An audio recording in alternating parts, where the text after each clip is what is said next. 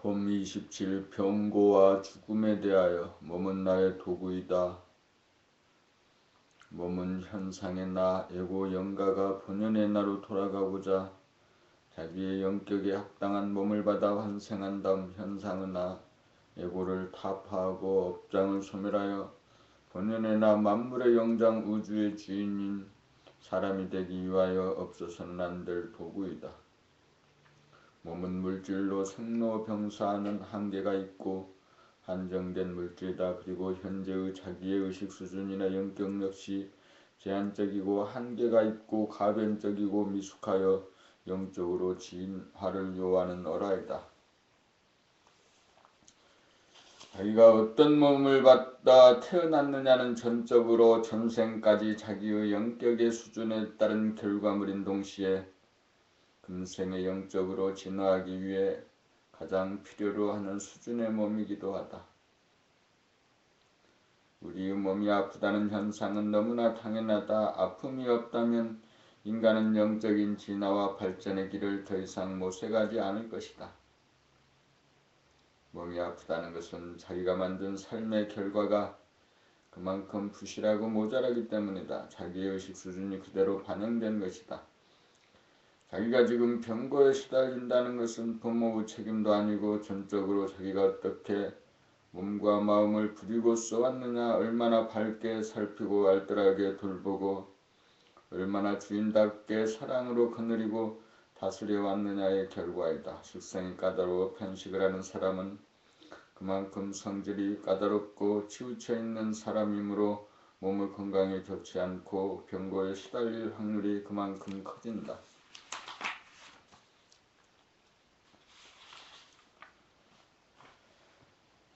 몸의 병은 마음에 기인한다.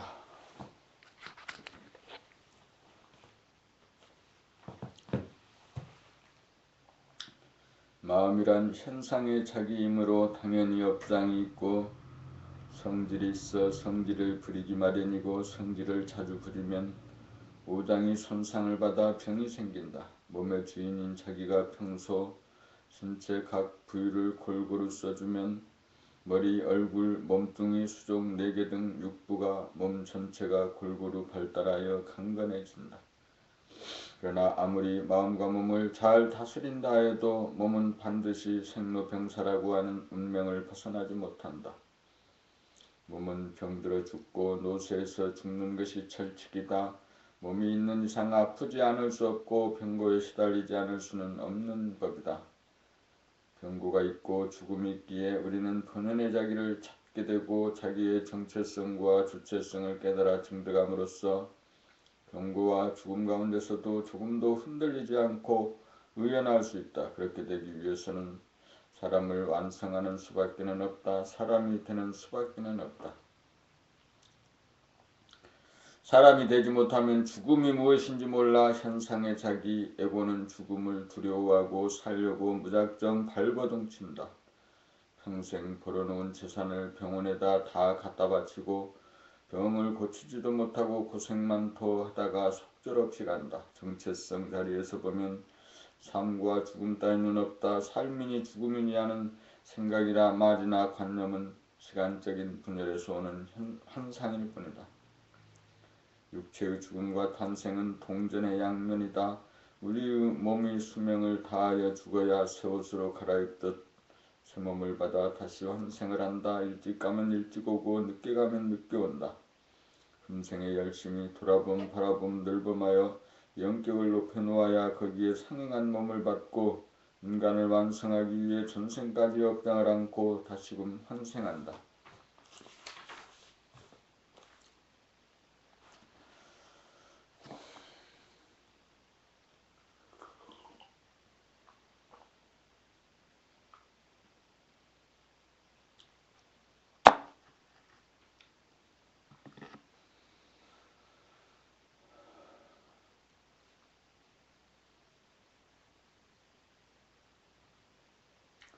태양이 지기 이전까지가 사람에게 할당된 사람을 완성하여 본태양이 되기 위한 삶의 허용기간이다. 아무리 시간이 많이 남았다 하여도 스스로 노력을 하지 않고 호송세월을 하면 백생 천생 만생이 눈 깜짝할 찰나지간일 뿐이다.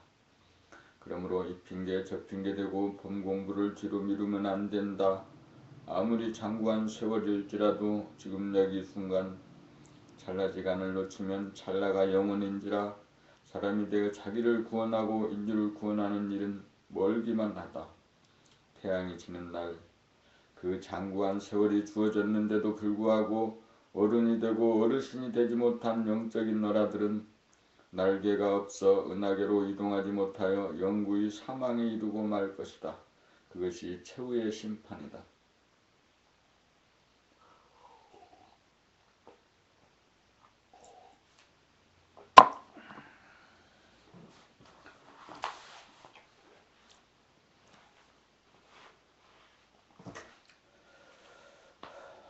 봄 28 정체성이 얼마나 어리어 충만한가. 감각을 개발하여 감각에게 눌려 지내든 감각이 생각에게 눌려 지내든 감각이 생각을 뒤집어엎어 생각에게 승리를 하여야 감각도 생각도 아닌 자기의 정체성이 하늘에 열린다. 정체성은 무한하고 영원한지라 테두리가 없고 텅 비어 만물을 포용한다. 처음 정체성을 발견한 당시에는 허무하기만 하여 물처럼 바람만 조금 불어도 물결이 치고 흔들리고 야단이다. 그러나 이 정체성 자리를 항상 보고 놓치지 않는 공을 들이고 들이면 세월을 더하여 물이 얼어 얼음이 되듯 허무가 촘촘하게 얼으면서 조밀하게 꽉 들어차 두터워져야 충만하게 된다.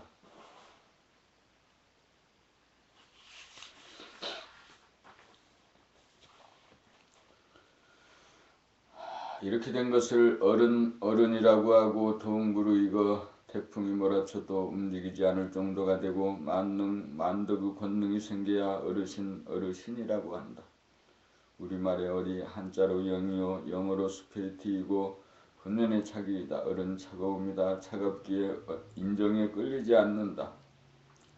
그래서 지공무사하여 우주만유의 바탕이고 근본이고 조상 중의 조상인 시조다. 봄 79 충효.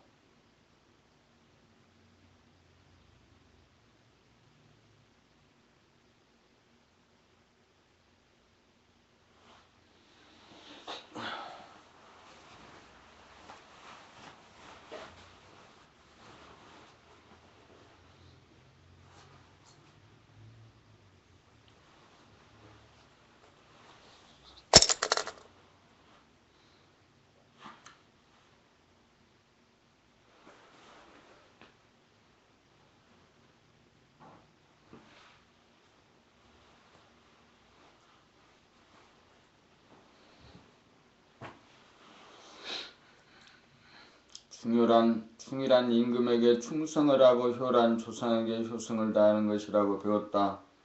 그러나 봄나라 윤리도덕으로 보면 진정한 충은 현상의 자기라고 하는 가아업장을 소멸하고 본연의 자기의 정체성 우주만유의 근본 바탕을 깨우쳐 오직범 그냥범 온통범 하여 허물을 메워 충만되도록까지 공을 들임이 충성을 비치는 것이다. 또한 다른 측면으로 보면 자기의 정체성이야말로 조상 중의 조상이므로 잠시라도 소홀히 하지 않고 잊지 않고 늘봄하는 것이 효성을 다하는 것이라고 선천의 윤리도덕을 국을 키워 다시 살려내어 전 인류가 충효를 실천하도록 하는 것이 후천의 윤리도덕이다. 충과 효는 본래 둘이 아니라 하나이다. 후천의 충효를 행하면 자연 선천의 충효도 이루어진다. 봄 30 소인과 대인. 소인은 어리고 미숙하고 덜 된 사람입니다. 대인은 철이 들고 성숙하고 된 사람입니다. 소인은 미달인이고 대인은 달인입니다. 소인은 생각이나 감정의 노예이고 대인은 생각이나 감정의 주인입니다. 사람이 된 사람이 대인입니다. 대인은 천지만물에 의해서 천지만물을 포용하고 다스리고 부리는 만물의 영장입니다. 대인이 되어야 삶의 모든 문제가 일거에 사라집니다. 사람이 되기 전에는 삶의 문제는 그치지 않습니다. 그래서 사람이 되고 대인이 되어야 소원 성취이고 만사 형통이라고 합니다.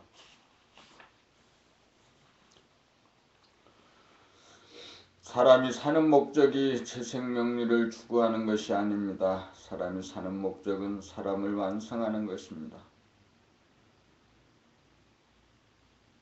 사람을 완성시키기 위해서는 마음이 텅 빈 것을 깨달아 돌아봄 바라봄 늘봄으로 정성을 다하고 공을 들여 텅 빈 자리가 꽉 들어차기까지 생활 가운데 오직 봄 그냥 봄 온통 봄으로 맥박 뛰고 숨쉬듯이 하여 두텁게 하고 깊게 만들고 넓게 만들어 폭풍이 몰아쳐도 끄덕없도록 만들어 호연지기를 길러 부동심을 만들어야 합니다.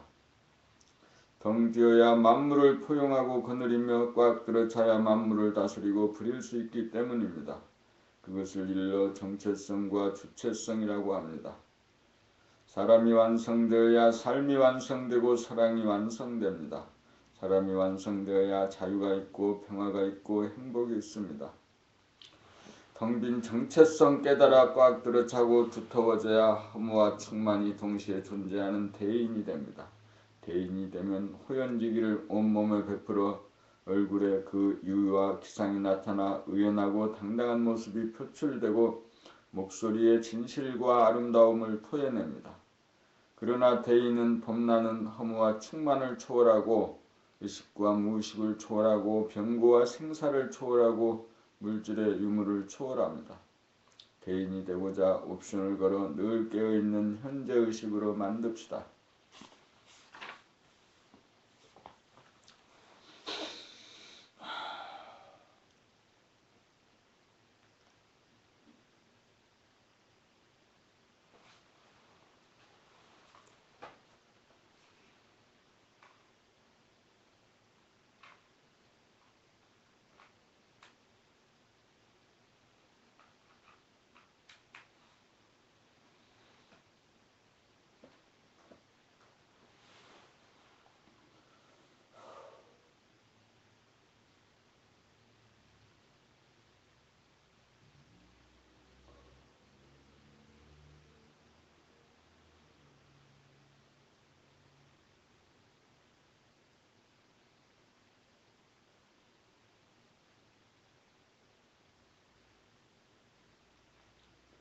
봄 30일 음란성 권연의 자기를 지키려면 일편단심이 되어야 한다. 텅 빈 가운데 하나를 지켜내어야 깨끗하고 충만해진다. 여기서 하나를 지키지 못하면 분열이 일어나면서 가상 공간을 만들어 지구멍에 들어가 환상을 떠올리면서 정욕과 쾌락을 도모한다. 열려춘향이 변사또 요구에도 오직 이도령 한 사람만을 위해 목숨을 걸고 지조와 정조를 지켜냄으로써 정체성과 주체성이 보존되고 허무에 떨어지거나 빠지지 않고 충만할 수 있었던 것이다. 만약 변사또 요구에 무너져 버렸다면 춘향은 충만한 존재의 기쁨을 누리지 못했을 뿐 아니라 더 이상 열려춘향이 될 수 없었을 것이다. 자유라는 미명하에 쾌락을 쫓아 지조를 무너뜨리고 정조를 함부로 한다면 마음이 흐트러지고 분열되어 쾌락이 아닌 고통과 환멸 가운데 정체성이 무너지고 주체성을 도적맞아 지옥고를 면치 못한다. 음란성은 분열이요 환상이요 야바우다. 그것은 사입이다. 그것은 그림의 떡이다. 그림의 떡을 가상적으로 아무리 많이 먹어도 배부르기는커녕 갈수록 배가 고파진다. 사람이 되는 길에 가장 큰 걸림돌이 바로 음란성이다. 음란성이 발동하고 끌려가는 그 순간이 바로 귀신이 드는 순간이고 동물성의 지배를 받는 순간이다. 사람을 완성하고 삶을 완성하고 사랑을 완성하기 위해서는 오직 일편단심이 이루어져야 한다. 그래야 원만구조한 봄나의 정체성과 주체성이 보존되어 허무한 가운데 충만하고 충만한 가운데 허무한 맑고 밝고 훈훈한 삶의 기쁨을 누린다. 음란성이 바로하는 순간 즉각 돌아봄 바라봄으로 그 생각을 잘라내어야 한다. 한 번이라도 지는 날이면 끝없이 끌려 노예가 된다. 그러므로 한 번이라도 지면 안 된다. 단호해야 한다. 봄 32 망고 효녀 심청. 심청은 청송심씨가 아니다. 심청은 마음이 가난한 마음심자 심청이다. 마음의 눈이 먼 아버지 중생심의 아버지 신봉사를 구하기 위해 공양미 300석의 몸을 팔아 인당수의 몸을 던졌는데 사해 용왕의 도움으로 다시 살아나 한떨기 연꽃으로 피어나 왕후가 되어 아버지를 만나기 위해 전국의 봉사들을 위한 잔치를 벌이고 잊고 찾아온 아버지를 만나 아버지라고 부르는 심청의 목소리를 듣고 내 딸 심청아 어디 보자 하는 순간 신봉사가 눈을 뜨고 거기 모인 봉사들이 일시에 눈을 뜨게 된다는 것이 심청전의 줄거리이다. 문제는 심청이다. 심청은 감각이 활짝 열려 애고와 업장이 소멸되고 죽어 한 생각의 때가 없는 본연의 자기의 정체성에 대한 상징이자 정체성을 보존하고자 하는 일편단심 주체성에 대한 상징이기도 하다. 마음이 텅 비어 깨끗하기 짝이 없는 정체성에 눈을 뜨고 다시는 마음의 눈을 감지 않기 위해 일편단심 민들레가 되고 다시는 문들지 않는 연꽃이 됨으로써 사람을 완성하여 어른이 되고 어르신이 되어 눈 감은 사람 덜 된 사람을 눈을 뜬 사람 된 사람으로 봄 공부를 시키는 최고법륜으로 진리에 대한 본연의 자기에 대한 망고 효녀 심청이다. 정체성 자리에 대한 일편단심이 바로 충이자 효인 동시에 왕이며 왕후이기도 하다. 그것이 심청이다. 그것이 된 사람이다.